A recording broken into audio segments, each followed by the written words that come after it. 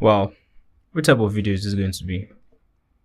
Arteta, the players, Arsenal Football Club.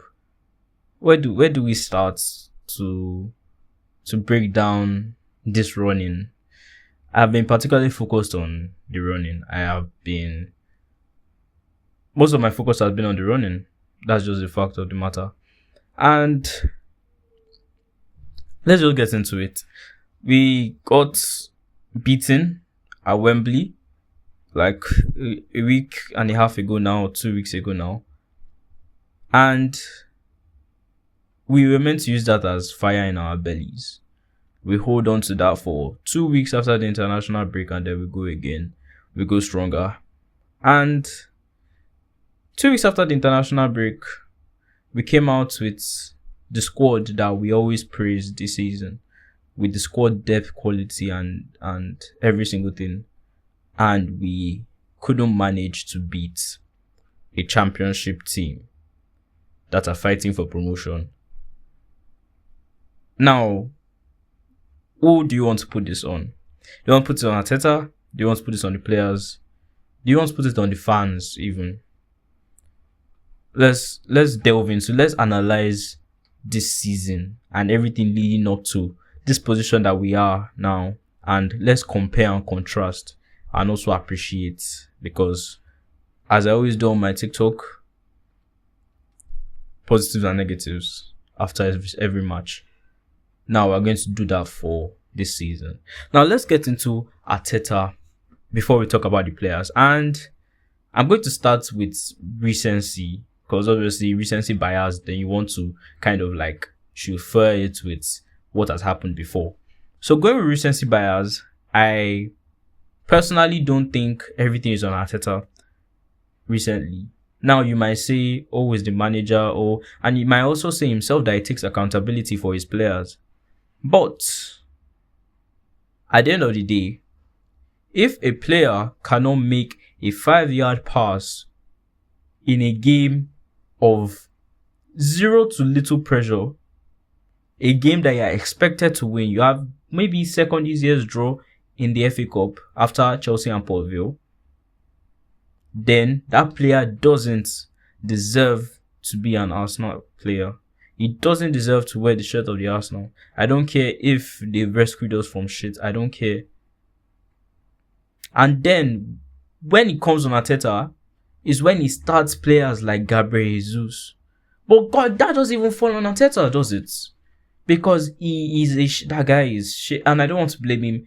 We all say knee injuries and all that. But let's be honest. He's not at the standards of what we need at this club. He's not, for the matches that we're playing now, for the things that we want to get achieved this season. Gabriel Jesus does not fit into that team. He should be frozen out, and he should let people like Dalman sit on the bench ahead of him. I'm sorry I said it.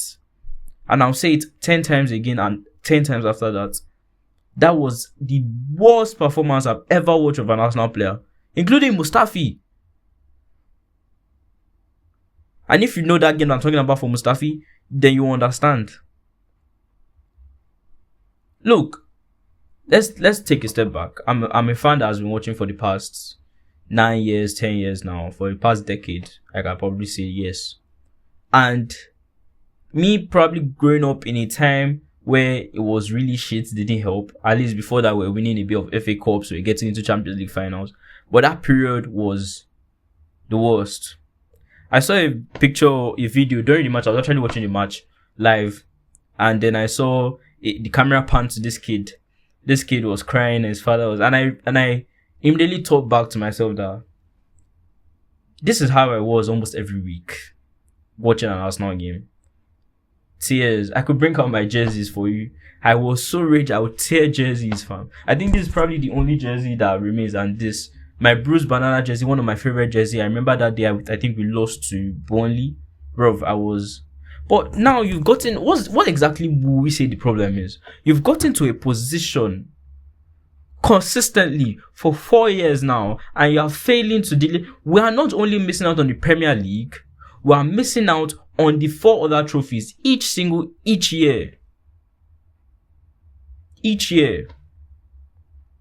And Arteta this season has made a series of mistakes like he has every other season. Maybe it has not been as costly as it was. Maybe it might even still be costly. But I'm not going to take that into consideration. But you remember 22-23 when he had to put Havertz in midfield against Aston Villa and we lost the game and eventually ended our title charge. 23-24 refused to sign any players. 24-25 didn't sign any players. Maybe that's on Edu. Maybe that's on Arsenal Football Club. Who knows? But this season you're equipped. You have no excuses. We should be far ahead in the Premier League now. You look at every single thing that he has done. And one thing I'm always going to say that he did, that I would not be a fan of if we don't win anything this season, is sending Nwaneri on loan.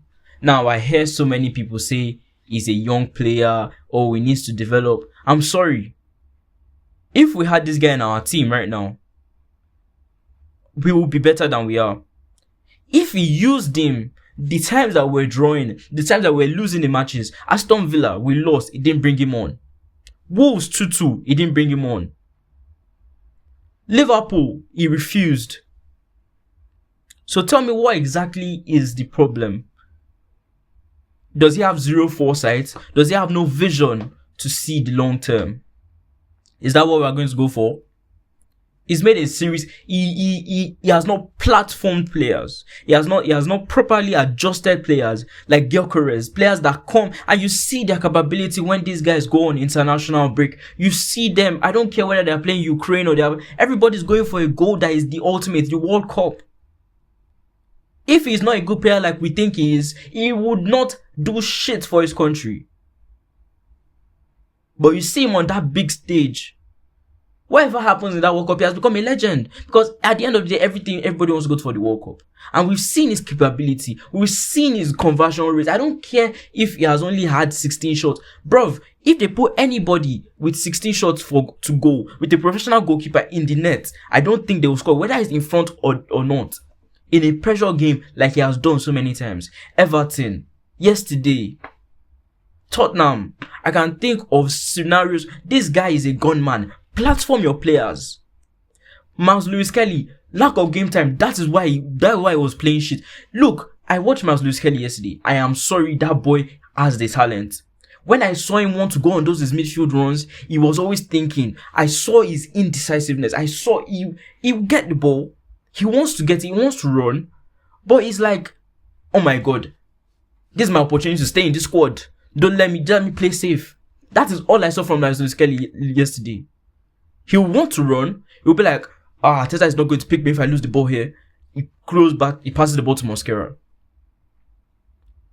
Ben White, one of the best players for us now for the past 2 years. One of the best. One of our actual, the reasons why we competed in the first place. It was so good. We flogged him. Arteta's fault for that. We flogged him into the ground. Injuries, in and out. Lack of game time. He mistimed the header. One of the tallest players on the pitch, by the way. And that is where I segue into why I feel these players also need to take accountability. I know Arteta will come out with this manager bullshit of, they're my players, I'm going to protect them more than ever. But let's face the goddamn facts. If a player cannot make a 5-yard pass, cannot complete a successful back heel to a player that he instructed to go and get the ball from, a captain for that matter, I am sorry, he does not deserve to play for the Arsenal. He doesn't deserve to start. If a player you call a striker cannot get the ball in the box, cannot even come out and keep the ball, and he gets tackled every single time and he's squeezing his face like a goddamn rooster on the morning of Easter, please, he does not deserve to start for the Arsenal. And that is the fact of the matter. Fuck accountability, Arteta. Go into these players. Show they are not going for a Sunday League trophy. They are going for the goddamn Premier League. They are going for the goddamn Champions League. And if they play like that against Sporting in their arena on Tuesday, trust me, they are going to get smacked. They are not going to get beaten. They are going to get smacked.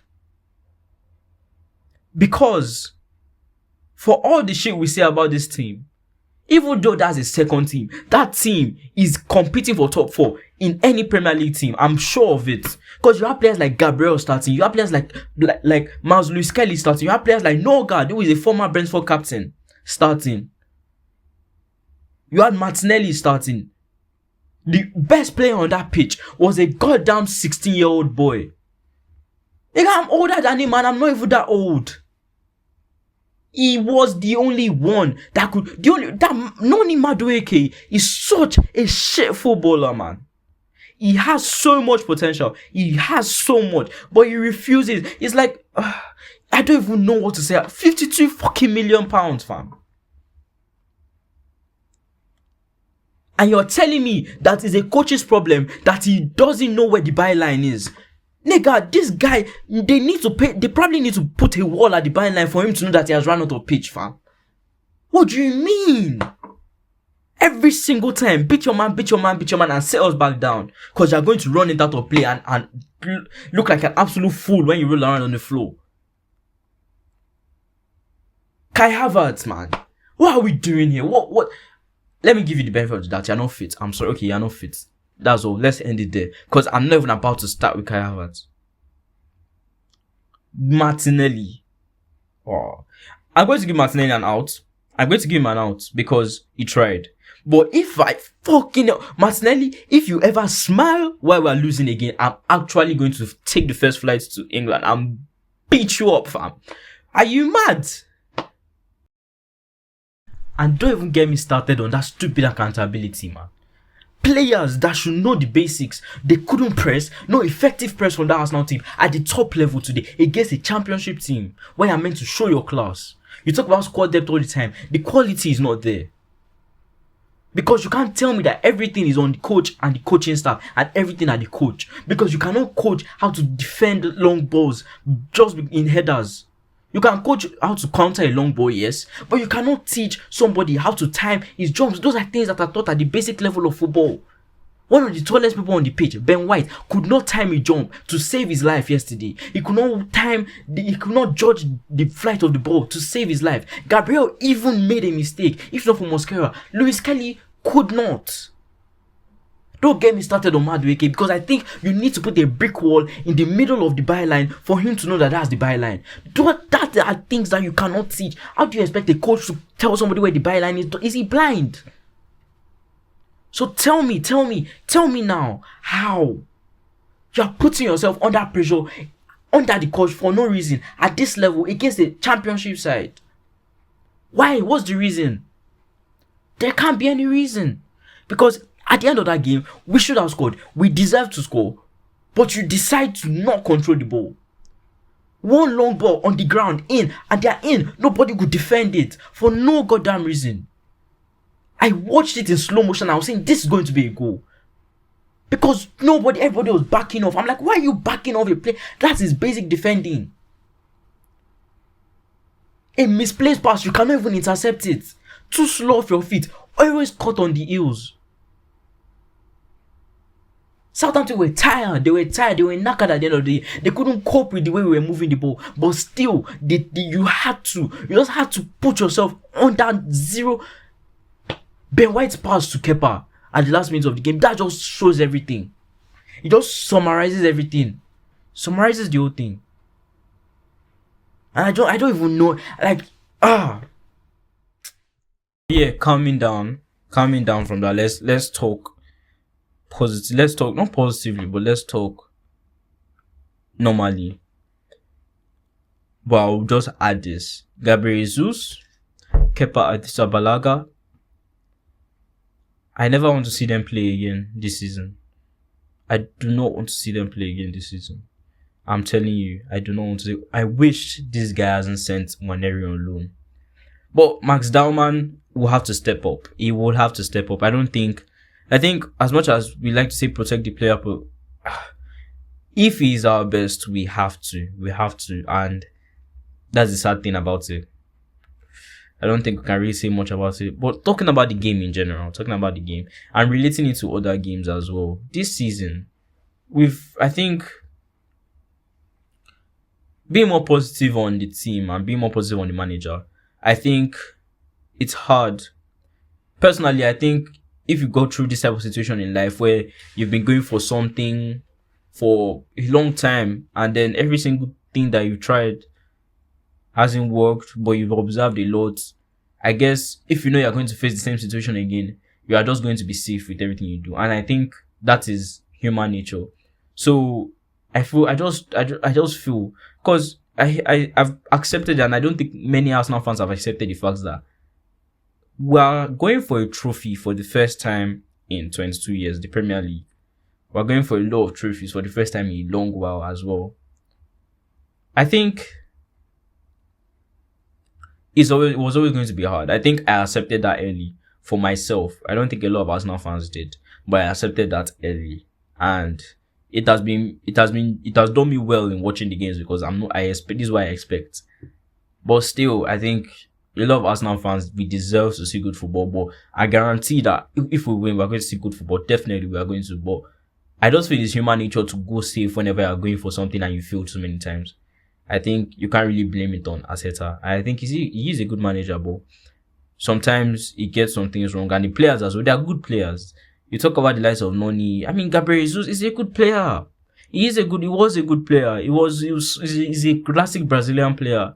That's why he won so much at Man City. If not that they had Aguero at that period and everything, he would have been starting for them, and the way they played, it fits him. Because you have players like De Bruyne that passes the ball, and they can have a good link up, because he has very good close control as well. Remember a particular goal that he scored in the Premier League in 2023. He just, in a very tight area, close control, he got the ball and he shot from an angle, and I really like to see that. But 2 ACLs, it's not ideal. And yeah, but he's a good player, but I think his time is up. Kepa Arrizabalaga is going to go down in infamy for Arsenal. The day he signed is going to go down with infamy. And I don't even mean that lightly. But thinking about it, I don't even think Arsenal have had the best backup goalkeepers. I think the one I can really rate is Martinez. Martinez really did a good job, but he snaked us at the end. Not really snaked, but yeah, I mean, but at the end of the day, he kept him for 10 years and didn't do anything. Ospina was pretty good, but you look at the likes of Matt Macy, Matt Turner, Beto, not Neto. I mean, so it's so many things are going to change this summer. But looking at the running, man, I just have one thing: focus. I said in my TikTok, focus, man. Focus is all that we need. If we can focus enough, 4 games, that's all we need to win in the Premier League. 4, including City. 4. That's the amount of games that I've lost this season. Just 4. That's how little it is. I don't care if it's the scrappiest. At this point, I couldn't care less. I'm not begging for good football, but I'm begging for results at this point in time. This is what matters. You can have good performances early in the season. You can have good results. But when it comes to the actual stage that you need to do it, can you do it? That's been our problem for a while. And I just hope that they just bottled this FA Cup because they knew that they couldn't compete and they were not capable to compete with it with everything else that they wanted to win. Please, I just beg you. And yeah, Marcelo Odegaard was back. I think he played well, but I think coming back from injury, there's some little not much fitness there. Who else have I not spoken about? Norgard, I've spoken about him. Zubimendi came on, was pretty good. Gyökeres is going to be key, man. I'm sorry. And this season, I think what has happened to Gyökeres is Arteta's inability to platform players, and that's what has been his problem. And maybe the lack of output from the wingers as well. And that might also link to the instability in the 10th position, whether it's Eze, whether it's Odegaard, whether it's Merino that has played there, whether it's Havertz, I've mentioned Havertz, haven't I, that has played there. And yeah, maybe that's the problem, but and I just hope you just make the right decisions and everything will turn out for the best, man. I hope everything will turn out for the best. Let's just go back to the basics. Let's go back to the basics of press, the basics of tiki-taka, game press, whatever we want to play. So our formation, every single thing, down to nothing complicated, no incompetence. And trust me, we're going to win it. Even the Champions League, we can win it if we just do those crucial things, those important things. Come on, we've come this far. Arteta, you talk about Arteta is a liar. He's a goddamn liar. And his press conferences can actually annoy you to the point that you start laughing, because that's what it does to me. But I feel like we do have a shot. We do have a shot, and it's definitely different from other seasons. I think other seasons where we've started losing earlier, but at the end of the day, all losses loss, but all win. It's going to live in our memory for forget all of this crash out that we've been doing. If we win, it's really going to be in our memory. And I guess that's all I have to say. I don't really have much to say. Yeah. Go back to basics. Let's wrap this shit up. Come on, you Gunners. The Arsenal! The Arsenal!